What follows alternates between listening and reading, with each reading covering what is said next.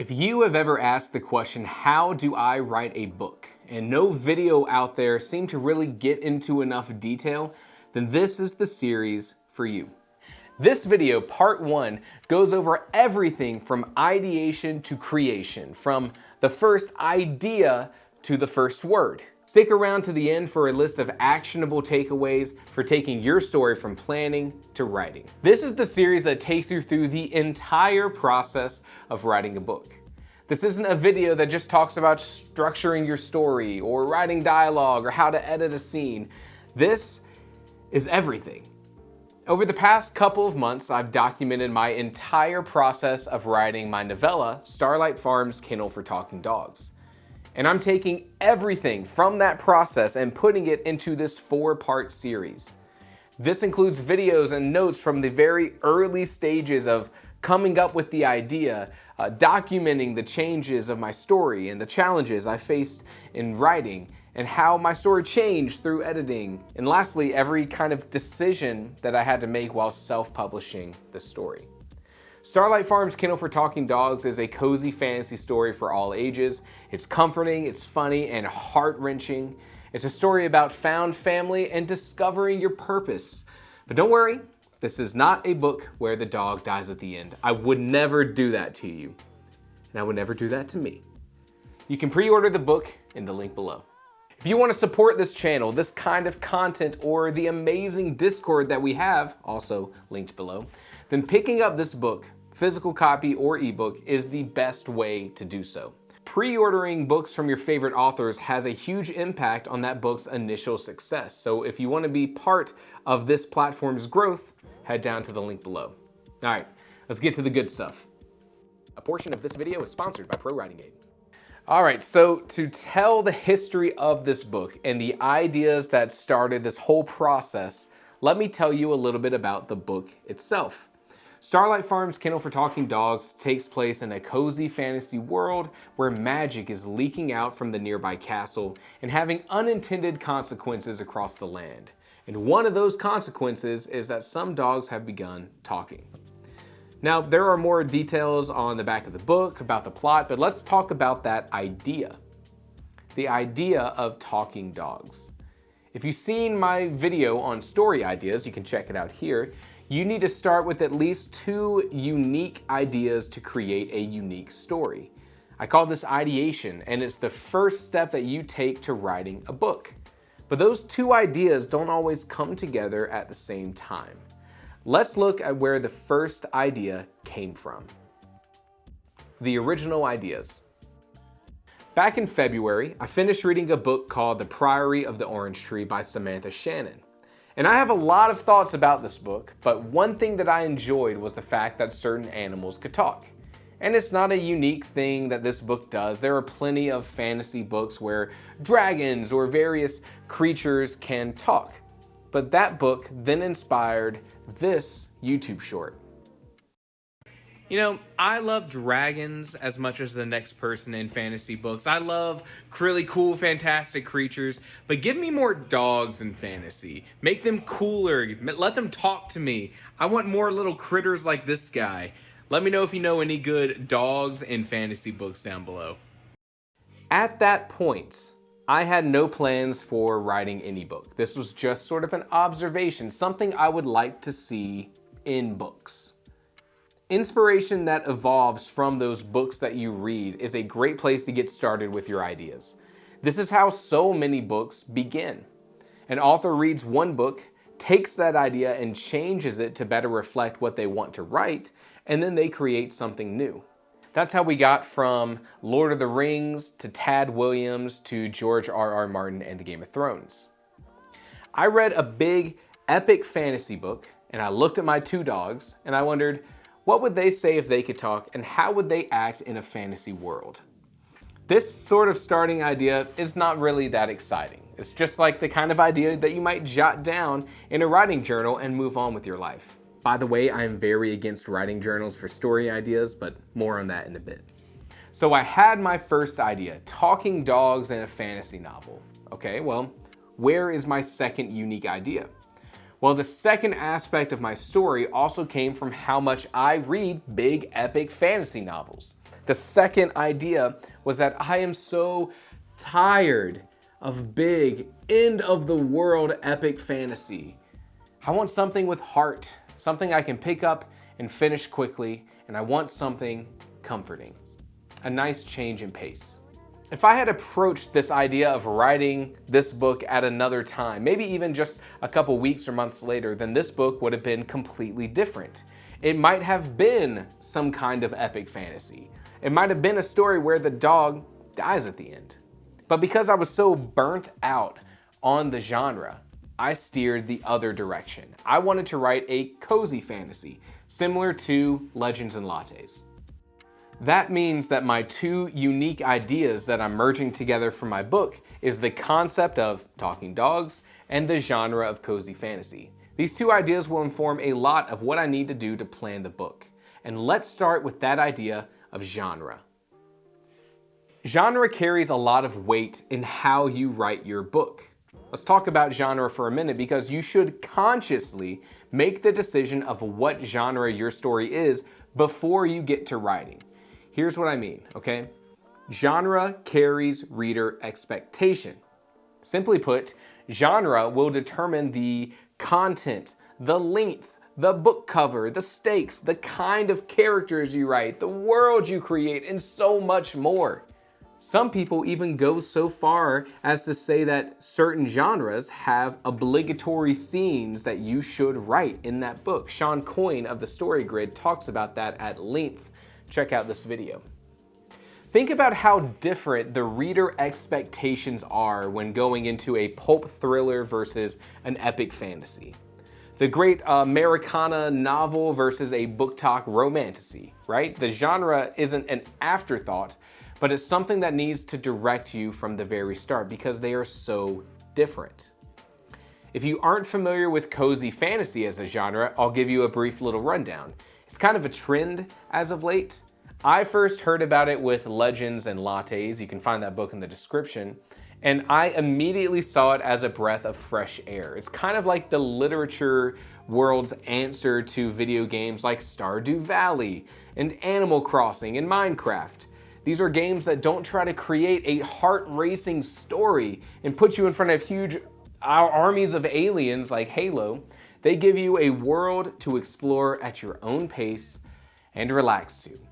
It was comforting, it was cozy. Cozy fantasy was a similar response to Stormlight Archives and Malazan Book of the Fallen and The Shadow of the Gods.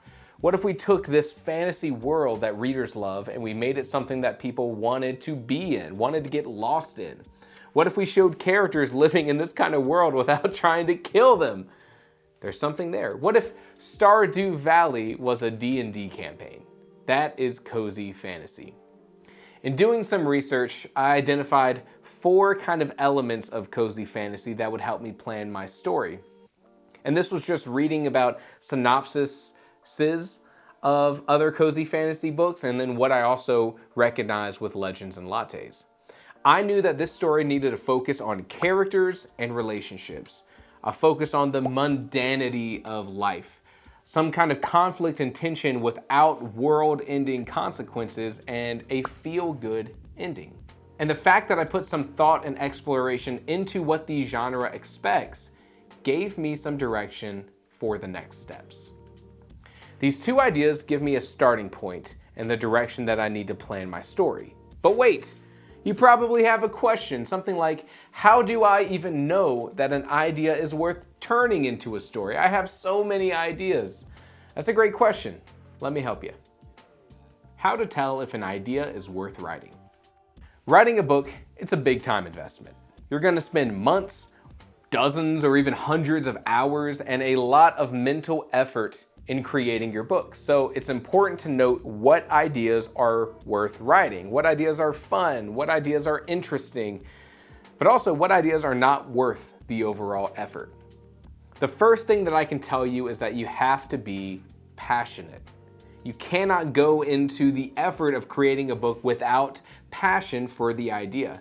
And I don't know, maybe you're James Patterson watching this video, and maybe you don't have that passion for every story you write anymore, but you can still churn out books. Good for you. But for most of us, Passion in the idea is what gets us excited about writing and willing to put in that time. You likely have a lot of ideas. You likely are passionate about a lot of them. I've seen plenty of people in our Discord talk about they have a journal or some document on their computer where that has 50 different story ideas. And let me tell you why I don't keep a journal like that. It stems from something I heard Stephen King say in some random interview a decade ago. I'll try to find the video and play it here. People will say, do you keep a notebook?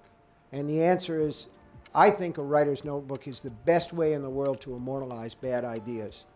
My idea about a good idea is one that sticks around and sticks around and sticks around. He said that having a journal for story ideas is like fishing with a fine net. You write down all of these ideas that you love and you capture them like a net in the water captures fish. But you don't really want to capture everything. Some of them are just too small. But that net captured them anyways. And now you have to filter through them to find the big fish, the big ideas that are worth writing. Now, I follow what King says here. If an idea strikes him and it seems like a winner, like a story worth writing, like it has all of this potential, then it sticks in his head regardless. If an idea comes to mind and he doesn't remember it a month later, then it wasn't good enough to begin with. The second thing about knowing if a story is worth writing is that you should focus on ideas that you find easy to expand on. Ideas that give you, the author, lots of room to explore. With an idea as general as talking dogs and cozy fantasy, I could craft a story that could take the characters anywhere. I could put them in a castle or a city or a farm, explore the countryside, send them on a quest or a mission. In the case of this idea, the focus was on the characters and the interaction between the characters, which gave me the freedom to take the story anywhere that I wanted. Beware of ideas that limit what you can do, like I want to tell a science fiction story about a character waking up from stasis in an empty spaceship. I love stories like that. I think it's really cool, and I think those ideas are super fun to explore. But how do you really get to explore character development and interactions between characters in the same way as other stories? You've kind of planned yourself into a corner. So now, you've settled on an idea to write, and you have those two unique ideas to create your story. I would suggest that next you consider the mission of your book. The mission. Before I really let myself explore story, I think it's worth thinking about what the point of the story is. At the most basic state, the driving mission of this novel is, if my dogs could talk, what would they say? What would I ask them, and how would they respond? That mission kind of defines my thought process, but of course the end result looks very different than just answering those two questions. But because the dogs are the focus of the story, I knew that this book would be very character driven. Both the dog characters and the human characters would need to be the focus of the story. Their interactions, their love for each other, and the differences that would make that story feel fun and real. So right off the bat, I set a couple of rules about this idea of talking dogs. The dogs would still act like real life dogs. They behave and they communicate like dogs. They still bark and growl and whine, and they mostly speak to benefit us humans. The dogs have always been able to communicate with each other. Now they just also have the ability to talk. They understand most of what we mean, and they speak normally, not in some kind of broken language that would limit my ability to present their characters. All of these thoughts stemmed from that mission of the story, to present the characters well and have the dogs presented a certain way. And these details were extremely important to successfully accomplishing my mission. It's worth it to focus on these important details of your story before you actually begin the planning stage. And that being said, right now nothing's written in stone. Your ideas may change as your story becomes more concrete. Forming the story. Up until now, all of the thoughts that I had about my story were done pretty passively, and this is how I plan most of my stories. I give myself time to sort of mull over the goals and the details of my story while I do other things. I don't personally sit down and plan my story in incredible detail right off the bat. Planning and plotting for me comes a little later. I do not rush the process, but I give some thought to the story and its details as I do other daily chores and activities. And I've found that I consider different parts of my story based on what I'm actively doing. If I'm out here watering my garden, maybe that sparks a thought about what kind of life my characters would live. If I made my main characters farmers, then I could plan some fun interactions between talking dogs and farm animals. I could create a farm that allowed these talking dogs to interact with different sorts of locations. A chicken coop, the farmhouse, maybe some dense forest with dangerous creatures along the edge of the property. Maybe the farm sits on a popular road, and that gives me a way to introduce people to the talking dogs on the farm. And if my main characters are farmers, well, then maybe I could create some conflict about the farm, like if there was some sort of famine, something to put the farm in like financial trouble, something that disrupts the norm, the status quo. That doesn't really feel very cozy though. What would cause the famine? Okay, well, if we can blame the talking dogs on some sort of magic, then maybe there are other side effects of that magic, like drought that's causing everything to turn to dust. Okay, well, if magic is causing all of these things, then maybe that's a natural place to explore the conflict too. Maybe that could even influence the theme of the story, nature versus magic. Who knows? All of that is the kind of passive planning that I just kind of think about while I'm doing my daily stuff. And at this point, I finally feel prepared to sit down and start putting form to the abstract and start making decisions. Now, if you've seen my video on planning stories before, then you know that planning the setting, the characters, and the plot all happen concurrently. You don't plan all of one aspect before moving on to the others. Instead, every decision that you make in one area helps finalize decisions in another area. After this book releases, I'll have a free, extremely detailed story breakdown available if you want to see every decision that I made in crafting this story. It goes through this planning stage with even more detail and excerpts from my planning process. I wrote this breakdown while I was planning and writing the book, so it was all really fresh on the brain when I documented it down. It just goes in so much detail that I can't really put it in the video without that video being 45 minutes long. But if you want to see a writer's thought process in planning, setting, and character and plot, then you can sign up for my newsletter on the website. That's where I'll be sharing the story breakdown. I find that's just like the best way to get a PDF to you. You know what I mean? I want to give an important note here. We aren't writing yet. I haven't written a single word at this point. But you may feel like by not writing, you can't really figure out all the details of your story. Like there's always something missing that you still need to discover. One of the most important things that I learned through this process is that so much of your story is handled through writing and editing. You won't and you don't need to have everything figured out. Your characters will grow, your setting will expand, your plot will change through editing. And thankfully, there are tools out there to make that editing easier. Like this video's sponsor, Pro Writing Aid. Pro Writing Aid is a tool by writers for writers. It is an all-encompassing editing tool to bring your writing to a professional level. 4 years ago, I bought a lifetime membership, here's the date, to Pro Writing Aid because I believe in the product. It integrates with my writing software of choice, Scrivener, in a really intuitive way, and I do all of my editing with it, even this book. While I like to use Pro Writing Aid as its standalone app, you can also use their web browser extensions to get editing tips anywhere online. Or you can use their desktop everywhere app and get that advice anywhere you can enter text. That means that Pro Writing Aid can integrate with whatever writing tools that you have, whether it's Microsoft Word or Obsidian or Scrivener. Pro Writing Aid has all kinds of super cool features. You can use it like a spell checker on steroids. Sure, but the real strength of the tool comes with its different reports. You can use the critique report to have Pro Writing Aid give you developmental feedback on your characters and pacing and dialogue. Or one that I use pretty frequently You can use the sentence length report to make sure that you don't have too many long sentences dragging the reader through the mud. The Desktop Everywhere app lets you use Pro Writing Aid for all of your creative writing needs. But the reason why I bought a lifetime membership is that Pro Writing Aid is also versatile. You can change the style of writing that you're doing, and the editing advice changes with it.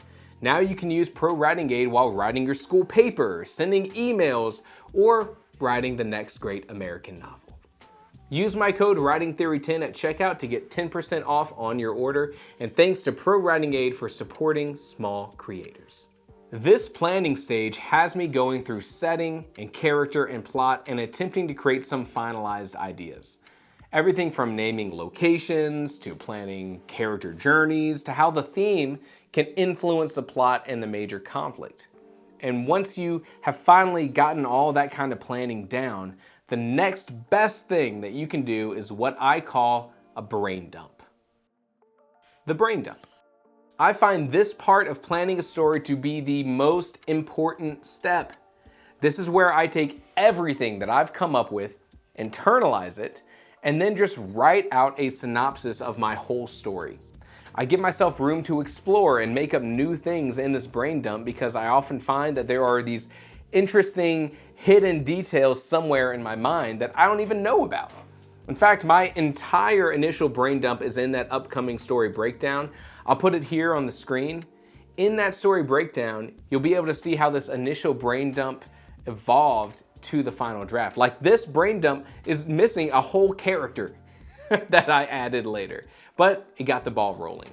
In my case with the brain dump, I had the beginning details of the story kind of planned. The main characters, the names, and the rough character journeys of the dogs, and the conflict that they all faced.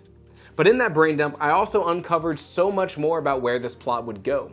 The brain dump gave me the location for the climax, the antagonists, and even the resolutions for the dogs.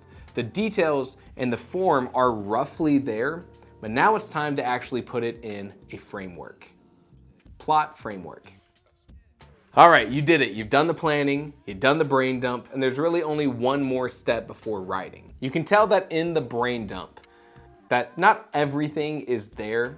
The major pieces of a story, like the characters and conflict and climax and resolution, are kind of there, but a story requires so many more details that just aren't defined yet. And I find that taking my story at this state into some kind of plot framework can help me find those missing details. There are so many plot frameworks out there, my God. It's totally up to you which one to go with. I have these videos that explore different plot frameworks that you can check out, but for me, I thought that Dan Harmon's story circle most closely aligned with the synopsis that I had and the story I was trying to tell. And then, using that plot framework, I broke my synopsis into 4 acts and 8 chapters to match the story circle. Now, my actual chapter count came to 4 acts and 50 chapters, but the plot framework was just a guideline for the plot. I didn't ever actually consider telling my story through 8 chapters. Instead, each of those chapters was just a major story beat that I needed to hit. The full plot framework from that very first iteration is in that story breakdown coming out in late August. You should check it out. Writing. Oh, finally, at this point, planning is over and it's time to start writing. A lot of writers may find themselves in planning hell, where you can't bring yourself to start writing and finally start putting those words down. In my experience, this is because you either don't know where to start or you've done too much planning. If you don't know where to start, I'll tell you, you start with the Protodraft. Learn about it in this video. If you find yourself planning and planning and planning and never starting that book, then check out this video. Maybe you just need some motivation. But at some point, you have to start writing. I believe that outlining can only take you so far, and you'll learn so much more about your story as you write about your world and your characters. In next week's video, we do a deep dive into the writing process. Remember, this was ideation to creation, this whole idea of the first idea to the first word. Next week's video will take you all the way through the Protodraft, and I documented every challenge and success and change that had to happen to my story through the writing process so that you can see what to expect. Once you start writing, things can go very quickly off the rails. But that's the fun part too, you'll see. So what are our takeaways here for coming up with ideas and planning your story before you start writing? Well, the first one is that the genre of your story will influence all aspects of your story, from length to structure to presentation.